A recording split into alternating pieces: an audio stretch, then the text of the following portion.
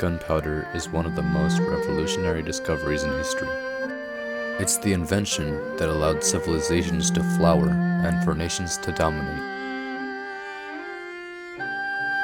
Gunpowder is a chemical compound of charcoal, sulfur, and saltpeter, an oxidizer that makes the mixture burn faster. Heat is needed to activate the compound, igniting quickly due to the saltpeter. The result of this quick reaction is an explosion that varies on the amount of gunpowder lit. But where was this fascinating fusion founded? It was founded in China, by complete accident. Its precise date of discovery is unknown, but it was estimated to be around 850 AD, during the Tang Dynasty.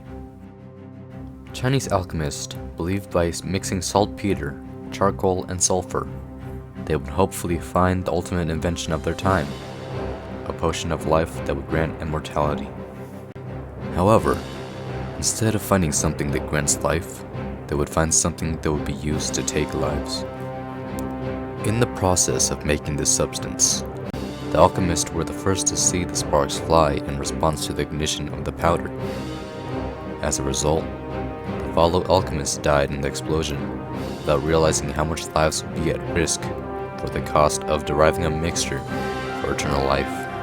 As a result to this fire, all evidence of the alchemist who conjured up the mixture were destroyed, leaving the invention of the ultimate destruction tool a mystery to all. Song Dynasty military forces, as early as 904 AD, used gunpowder devices against their primary enemy, the Mongols. These weapons included flying fire, an arrow with a burning tube of gunpowder attached to the shaft.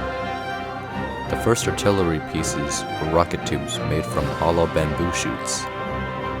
These were soon upgraded to cast metal. The knowledge of the miraculous substance was carried along the Silk Road to India, the Middle East, and Europe. A few hundred years after its discovery in China, gunpowder would make its way across the world. In 1267, a European writer made reference to gunpowder, and by 1280, the first recipes for the explosive mixture were published in the West. It was then that China's secret recipe for disaster was known throughout all of Europe. Gunpowder was able to be exchanged and used in different parts of the world due to the famous trade route known as the Silk Road. By 1350, rudimentary gunpowder cannons were commonplace in the English and French militaries, which used the technology against each other during the Hundred Years' War. The Ottoman Turks also employed gunpowder cannons with abandon during their successful siege of Constantinople in 1453. The powerful new weapon essentially rendered the traditional walled fortification of Europe impregnable for centuries, weak and defenseless.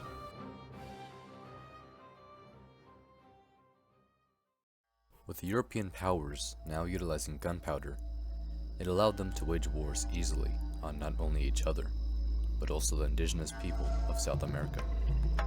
The most notable example of this was the Spanish conquistador, Hernan Cortez, who annihilated the Aztecs with muskets and cannon fire. Cortez and his men fought with muskets, cannons, steel weapons, and armor. The Aztec people had never seen or heard of gunpowder, and because of that, the first battles were quickly ended. Ultimately, however, Cortez would destroy the empire with diseases they unknowingly carried from Europe. The earliest form of ammunition consisted of small, round stones that proved to have no effect on armored opponents. This led to the advancement of the projectile to form of metal bullets. Initially, the arms manufacturers used iron as a valid form of weaponry. However, they had a high melting point, often dismantled the arm itself, and were just in general too hard to make. Thus, the lead bullet was made as an alternative, as it proved to be the foil of what the iron bullet was.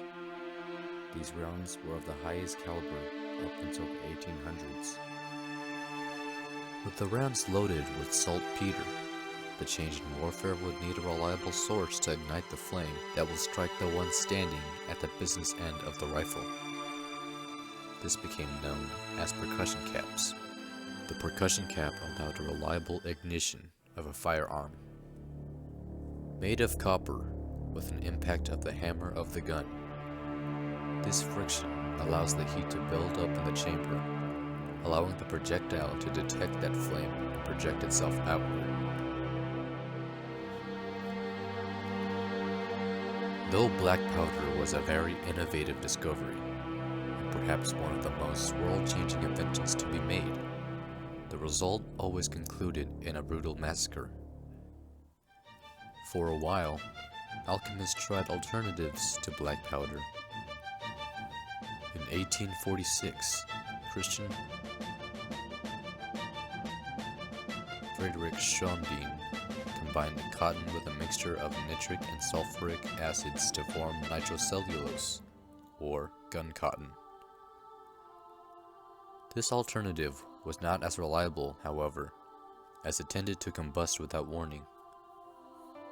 Then, in the 1800s, Paul Vier mixed the substance with different stabilizers to form a new matter, gunpowder. This new form of smokeless powder became a new form of propellant that was capable to alter the effects from the impacts of black powder. With the accidental discovery of one of mankind's most game-changing inventions, the world began to advance in technology with regards to its warfare. From the flaming fire to cannons to muskets and rifles, the invention was able to be explored in science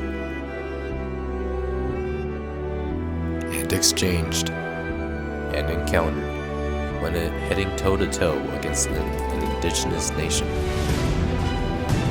The accidental discovery and the irony of the attempt to conjure the potion for eternal life has been altered in so many ways in order to give birth to the modern warfare.